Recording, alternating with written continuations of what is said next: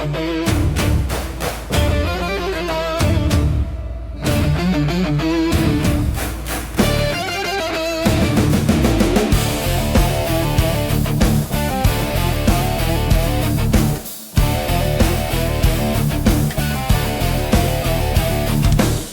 gel gidelim,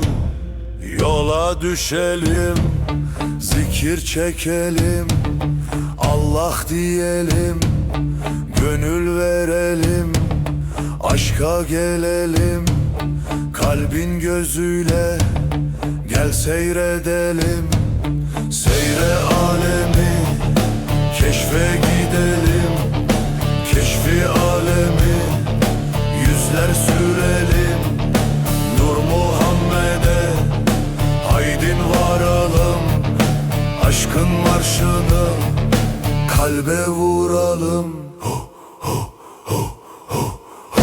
Hasbi Rabbi Cellallah, mafi kalbi gayrullah, la ilahe illallah, Nur Muhammed sallallah. Ya Allahu ya Allah, ya hay hayyun ya Allah, ya halikun ya Allah, ya hakkun ya Allah, ya basirun ya Allah, ya semiun ya Allah, ya alimun ya Allah, ya karibun ya Allah, ya habirun ya Allah, ya cebbarun ya Allah, ya cevvadun ya Allah, ya rahmanun ya Allah, ya gaffarun ya Allah, ya mennanun ya Allah, ya settarun ya Allah, ya kadirun ya Allah, ya sahibun ya Allah, ya malikun ya Allah, ya azizun ya Allah, ya sultanun ya Allah, ya Allahu ya Allah, ya Allahu ya Allah, Allah, Allah, Allah. Geldik Allah'tan, olduk Adem'den, mahşerin yolu geçer mezardan, mezar kapıdır, yolun başıdır, hesapsız gitmek vay ne acıdır. Allah diyelim,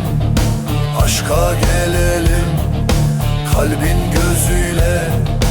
gel seyredelim, kıbleye dönüp secde edelim, secde ehline gönül verelim, Nur Muhammed'e haydin varalım, aşkın marşını kalbe vuralım. Hasbi Rabbi Cellallah, mafi kalbi gayrullah, la ilahe illallah, Nur Muhammed sallallah. Ya Allahu ya Allah, ya hay hayyun ya Allah, ya halikun ya Allah, ya hakkun ya Allah, ya basirun ya Allah, ya semiun ya Allah.